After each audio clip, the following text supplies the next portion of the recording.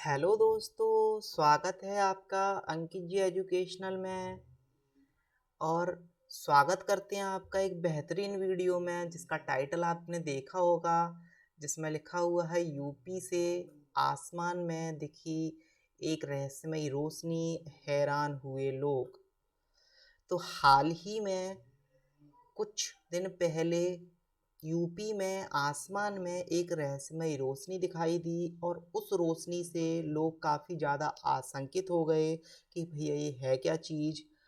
यहाँ मैं आपको एक फ़ोटो दिखाना चाहता हूँ और आप ध्यान से इस फ़ोटो को देखें। आपको ऐसा लगेगा कि मानो आसमान में एक ट्रेन सी चलती दिखाई दे रही है, आसमान में हंस से उड़ते हुए दिखाई दे रहे हैं, आपको ऐसा प्रतीत होगा। कुछ लोगों ने तो ऐसे अंदाज़ा लगाया है कि जो वंदे भारत है अहमदाबाद से जो मुंबई चलती थी वो डायरेक्टली आसमान में लॉन्च कर दी गई है। कुछ लोगों ने अलग-अलग अंदाजे लगाए। यूपी में लोगों ने बाहर निकल के इस चीज़ की फ़ोटो खींची, इसके वीडियोज़ बनाए और ये लोगों के बीच में चर्चा का विषय बनने लगा। अब लोगों के बीच में जब चर्चा का विषय बना तो ये खबर न्यूज़ पर भी आनी थी। तो उसके बाद जब न्यूज़ पर खबर आई तो लोग अलग-अलग तरीके के लोग बातें बना रहे थे कि ये अनिष्ट की निशानी है। लोगों को लगने लगा कि कलयुग आ गया है, तारे एक सीध में आ गए हैं, अब तो पता नहीं कुछ रहस्यमयी काम होने वाला है, ये अनिष्ट होने वाला है, कुछ गड़बड़ होने वाली है। तो ऐसे अलग-अलग लोगों ने बातें बनाई। लोगों का काम होता है बातें बनाना। तो ये जो तस्वीरें आपको दिख रही हैं एक्चुअल में ये स्टार्स की तस्वीरें नहीं हैं, ये तस्वीरें हैं सैटेलाइट की। अब क्या होता है सैटेलाइट, आइए इसके बारे में जानते हैं। और ये वो जो है रोशनी आपको उत्तर प्रदेश में ही नहीं, उत्तर प्रदेश के अलावा अलग-अलग हिस्सों में भी ये रोशनी देखी गई थी। तो आइए सैटेलाइट के बारे में थोड़ी सी जानकारी लेते हैं, थोड़ी सी बातें करते हैं। और कुछ लोगों का कहना तो ये है कि हमें लगा कि वंदे भारत जो है तेजी से चल रही थी तो उसका जो दर्पण प्रतिबिंब है वो आसमान में दिखाई दे रहा था। तो कुछ लोगों का कहना है कि जो मुंबई से अहमदाबाद जो वंदे भारत एक्सप्रेस चलती थी, कुछ समय पहले इसने बुलेट ट्रेन का रिकॉर्ड तोड़ा था, तो हो सकता है इसका फ्लाइट वर्जन लॉन्च कर दिया हो सरकार ने। तो ऐसे अलग-अलग तरीके से अलग-अलग लोगों की जितने लोग उतनी बातें। तो अलग-अलग लोगों ने अलग-अलग बातें की। कुछ ने कहा दर्पण उसका प्रतिबिंब दिख रहा है आसमान में, कुछ ने कहा ट्रेन दिख रही है जाती हुई आसमान में। तो ऐसे अलग-अलग बातें दिखाई दी।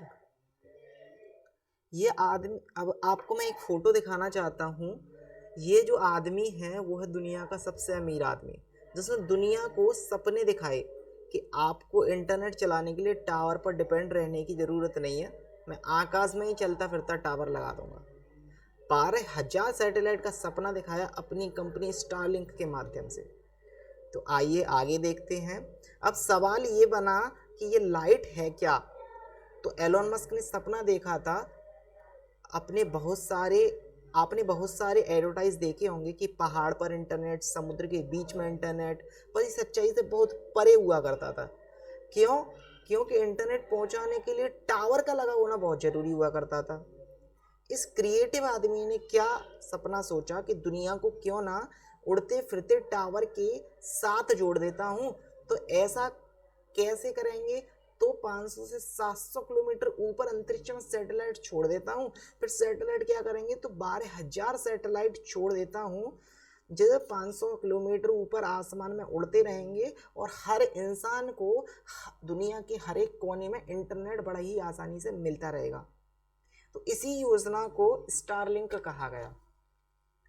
अब आपने अभी देखा था जो फोटो दिखाए गए थे, जो रोशनी थी, लोगों को लगा कि तारे एक लाइन में आ गए हैं, तारों की बारात सी दिख रही थी वहाँ पर। अब ये कंफर्म कैसे है कि स्टारलिंक ने ही भेजा है? तो लोगों ने इसरो को, नासा को ट्वीट किए, नासा जवाब दे, इसरो जवाब दे, ये है क्या। तो फिर क्या हुआ, जवाब तो किसी का नहीं आया, लेकिन किसी को एलोन मस्क का और उसकी कंपनी का एक ट्वीट दिखाई दिया जिसमें सैटेलाइट लॉन्च किए गए की बात कही गई थी कि उन्होंने सैटेलाइट लॉन्च किए थे जो रात्रि में लोगों को चलते हुए दिखाई दिए। अब आपके दिमाग में फिर से, अब ये आप यहाँ पे एलोन मस्क का ट्वीट भी देख सकते हैं। अब आपके दिमाग में फिर से एक सवाल आएगा कि चमक क्यों रहे थे, लाइट लगा के भेजी थी क्या?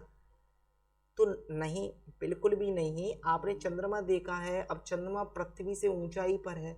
चंद्रमा कोई तारा तो नहीं है जो उसके अंदर से रोशनी निकल रही है। उसके ऊपर सूरज की रोशनी पड़ती है, तब सूरज की रोशनी से वो चंद्रमा चमकता है।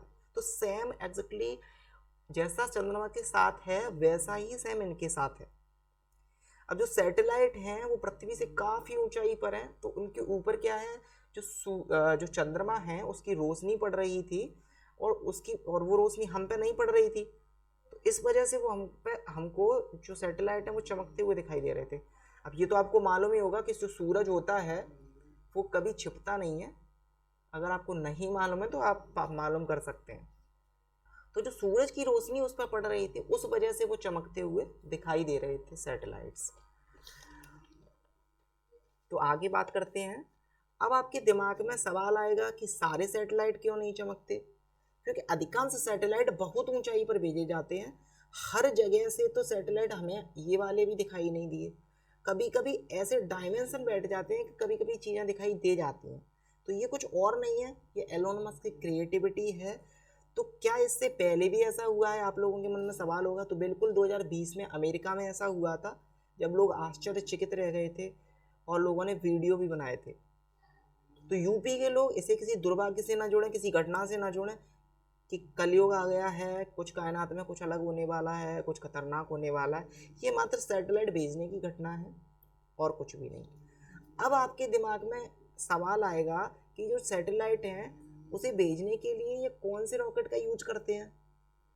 तो इनके रॉकेट का नाम है फाल्कन 9, जिससे ये बहुत सारे सैटेलाइट एक साथ भेज सकते हैं, जो कि आप फोटो में देख सकते हैं।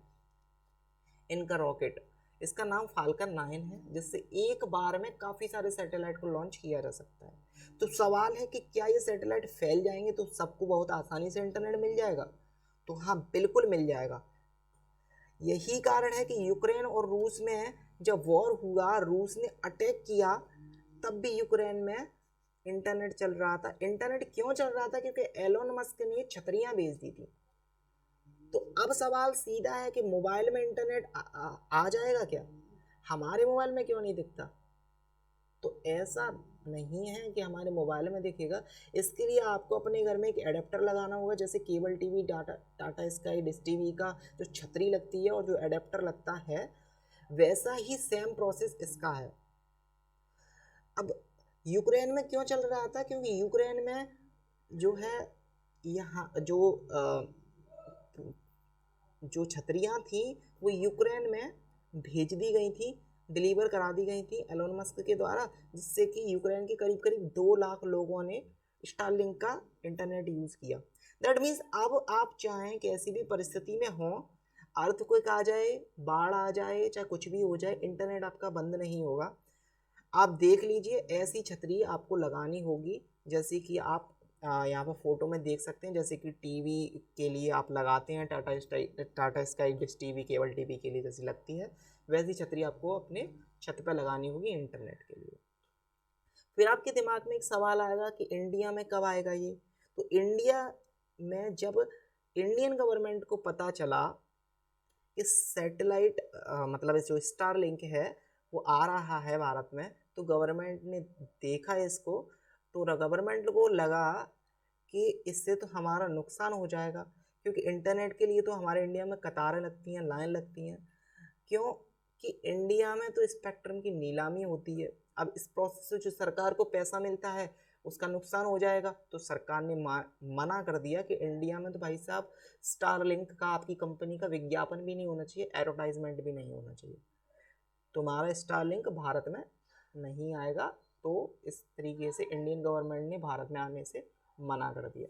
लेकिन और सारी कंट्रीज़, बहुत सारी कंट्रीज है जहाँ पर स्टारलिंक का जो इंटरनेट है वो पहुँच चुका है, इंक्लूडेड अंटार्कटिका कॉन्टिनेंट में भी स्टारलिंक का जो इंटरनेट है वो यूज़ हो रहा है। तो आज की वीडियो यहीं तक थी। आपको वीडियो कैसी लगी है आप कमेंट सेक्शन में लिखकर बताएं, और वीडियो को लाइक करें, वीडियो को ज़्यादा से ज़्यादा शेयर करें, चैनल को हमारे सब्सक्राइब करें। और अंकित जी एजुकेशनल चैनल को सब्सक्राइब करें, आप सपोर्ट करें और इस वीडियो को ज़्यादा से ज़्यादा शेयर करें, अपने स्टेटस पर लगाएं और ज़्यादा से ज़्यादा लोगों को शेयर करें। Thank you very much.